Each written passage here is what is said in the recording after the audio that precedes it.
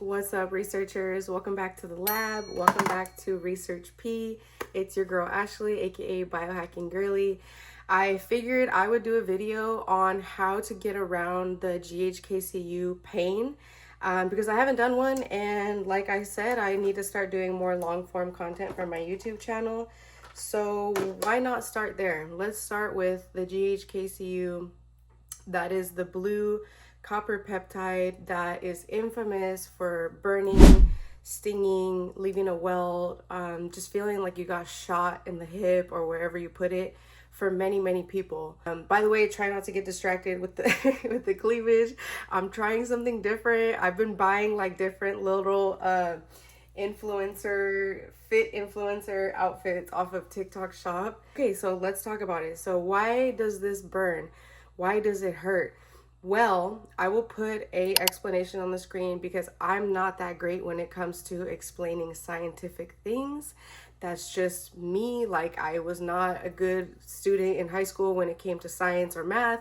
I was more of an artsy person, arts and music and creativity. So I will put something on the screen that says why people have a reaction to it and that type of stuff. So as a preface, you guys know I'm not a medical professional. I am not anything of the sort. I'm just a researcher. I'm just a girl who biohacks. I've lost 50 pounds from research peptides. And I like to share what I've learned and the tips and tricks that I have up my sleeve. These are a lot of times are things that I've learned from other people who have shared with me and given me tips, and so I just kind of like funnel it back to you guys. So for starters, how much of this should you do? Well, based on the research that I found, which is, various websites, handbooks, shared knowledge, shared research, 1 to 2 milligrams daily, 5 days on, 2 days off. You don't really need to go beyond that from what I know. However, let's put an asterisk there. I went up. I'm now doing 3.3 milligrams of this because the information that is out there on research peptides is exactly that. It's research that has been done. It's not like set in stone protocol. You know what I mean? So I have decided personally to go up. I'm at 3.3 milligrams. This is a 50 milligram vial. I added 3 milliliters of bacteriostatic water into here and I draw 20 units. So when I put that into the peptide calculator, that's 3.3 milligrams. And I have been loving what it's been doing. It has given me amazing results. My skin looks fire. And if you guys are wondering like, wow, her skin looks so great, it does run in my family. Genetically speaking, we have good skin in my family.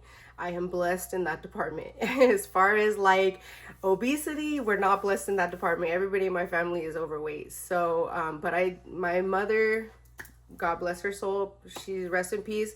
She had great skin. She was well into her 60s with like hardly any wrinkles, and she had really good skin. So I inherited that. I also do use like Dollar Tree serums. You guys don't sleep on those. They're so good. They have this brand called Nature's Botanical, and they're literally like ordinary dupes. So enough about that. That's how much I'm doing. You could buy this from a vendor that sells it in a bigger vial. Let me see if I can show you. Okay, I don't really have a good example of it, but some vendors sell this in the... Oh, actually, yeah, I do.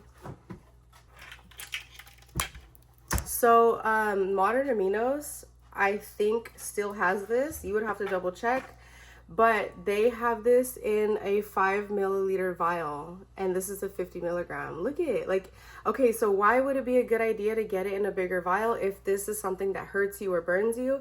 Because you can add more bacteriostatic water and sort of dilute the dose. Sort of dilute the peptide.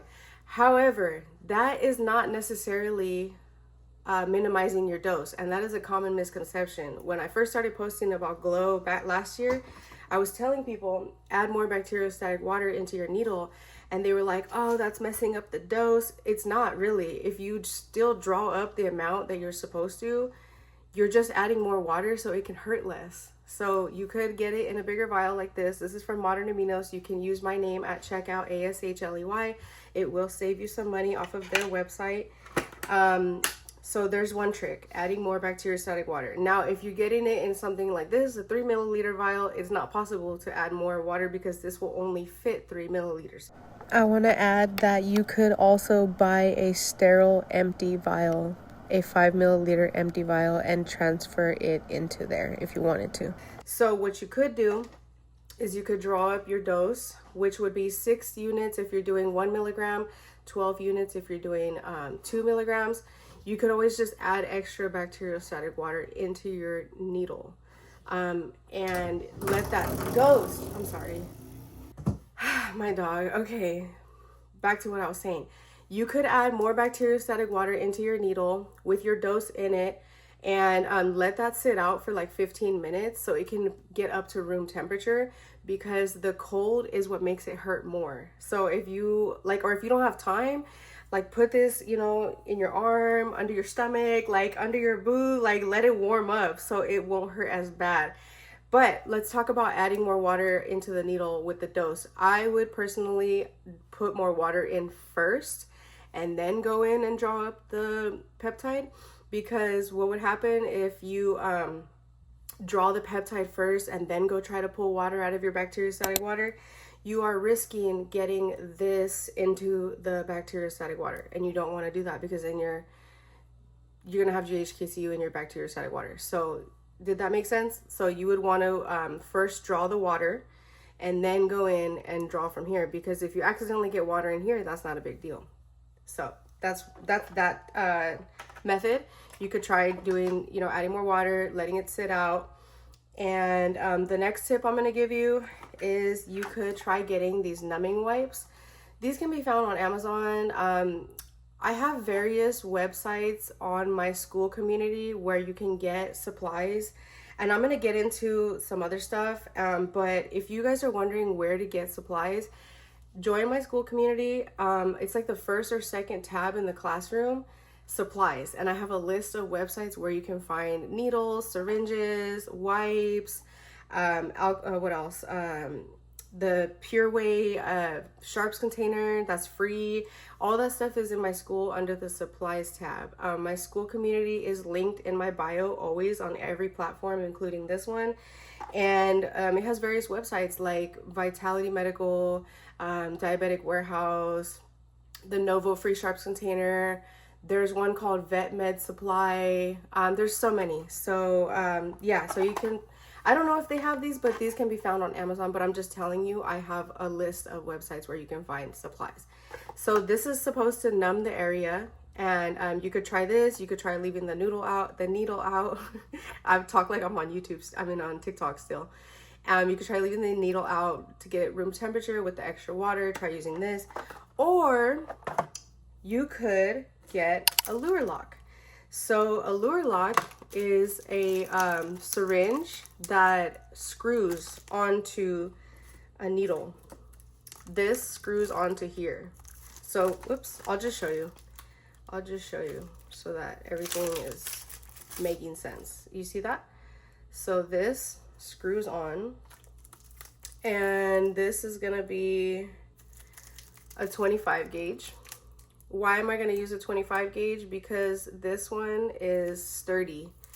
It's sturdy and it's thick. I'm not going to use this to inject. You could, but I'm not going to.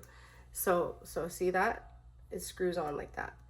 And then look it's thick. So why do I want a thick one? Because this will easily go into, why do I put things away when I need to show you? This goes into here without bending, okay? So it's strong enough to go, because this is so thick that if you put too thin of a needle through here, it's literally gonna wobble and bend. So that would be what you would use to draw up, and you would go to like, you know, like 6 units or 12 units, depending on how much you're doing. But keep in mind that when you use a lure lock with the attachable needle head, you will, oops, I bent it a little bit. You will lose 2 units in the chamber right here, this part right here. You will lose 2 units right there. So this is not advice, but when I do it, I keep that in mind. And so I draw up a little bit more. I draw up like 2 units more because I know I'm losing some in the chamber. Now, you could inject with this, but this is thick and it's considered like an intramuscular injection. Like I said, okay, again, this is not advice. This is just what I would do if it burned me, if it hurt me, which it does not, but I would do this if it did. I would switch it to, excuse me, a 30 gauge needle. This is a lot thinner, and I would still pin this in my stomach, in the fatty area. Like my fatty area is down here. I would still pin it there. I would still do a subcutaneous injection. So, you know, once I draw up my dose and it's in there, right? Now I'm going to pull this off. Now this is trash. And you will see that some of the Ghkcu is in there. It's going to be like 2 units that are stuck in there. You're just not going to get it out. Like, it's just not going to come out. And then I would attach the 30 gauge. Look at the difference. This is thinner. So this, I would, like I said, I would still in my stomach. Why? Because it's going deeper. Why am I going to use this needle at 1 inch? Because it's going deeper. So if this hurts me, it's not going to hurt me as much when I use a longer needle because it's going in further.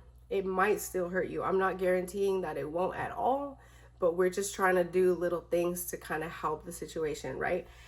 Keep in mind, again, you will lose another 2 units in here. So that's 4 units so far that we lost in the needles, in the heads, in the chamber. So if I know that, I'm going to account for that. I'm going to consider, okay, I should draw up like 4 units extra because I'm going to lose 2 here and I'm going to lose 2 there. But that's something that I would do if I experienced pain, burning, or any of those things from Ghkcu. I'd want it to be further in. Feel free to leave a comment if you have any tips or tricks on how to get around this pain. If you agree or if you don't disagree. Like I said, I'm not a professional. I'm just a researcher. I'm just a biohacker. I've learned things along this journey, you know, in the process, and I've shared what people have shared with me. Also, if you're one of those people that gets the itch from MOTS-c, like me, I get the itch real bad from MOTS-c and it drives me insane. People have said, oh, you can just use a cream and like put it on.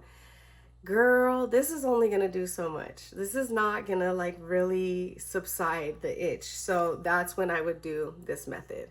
I would do the method of the longer needle, the lure lock, and I would put it again in my stomach. And that really helps me. It helps me with the itch. It doesn't bother me as much. And that's kind of how I get around the MOTS-c itch, because I don't want to just not take MOTS-c just because it itches me. I still want to reap the benefit from it, you know, because it helps with insulin sensitivity. It helps with endurance. It helps you recover faster from workouts. It has a lot of benefits. Like, I'll even put that on the screen.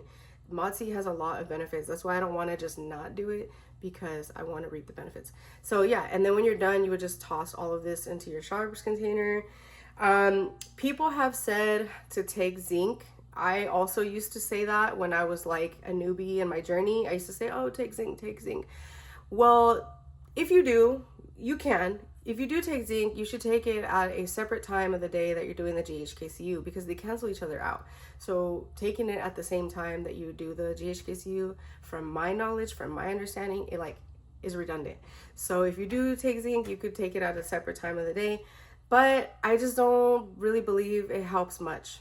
I've actually had people tell me it didn't really make a difference when they take zinc. And so that's kind of like, I feel like something that's been debunked. Again, feel free to comment if you agree or disagree. But that used to be something that people would say. That used to be something I would say, like, oh, take zinc, it should help. I don't really think it's gonna take the pain away.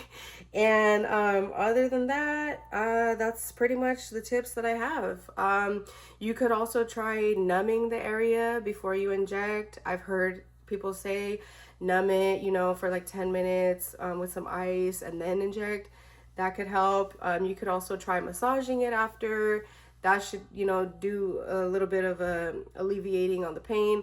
But again, these are all things that are very time consuming. Like, who has time to be sitting there numbing, massaging, diluting? Like, that's why I'm like, just try doing the longer needle. Maybe try the numbing wipes. this is instant. As soon as you rub this, it's numb. So that's it. And feel free to like, share, comment, and thank you for watching the video. I will be trying to put more long form content on this channel, but it is time consuming, and as you can see, my dog never wants to let me do anything that doesn't involve direct attention to him. So yeah, all right, well, see you guys later.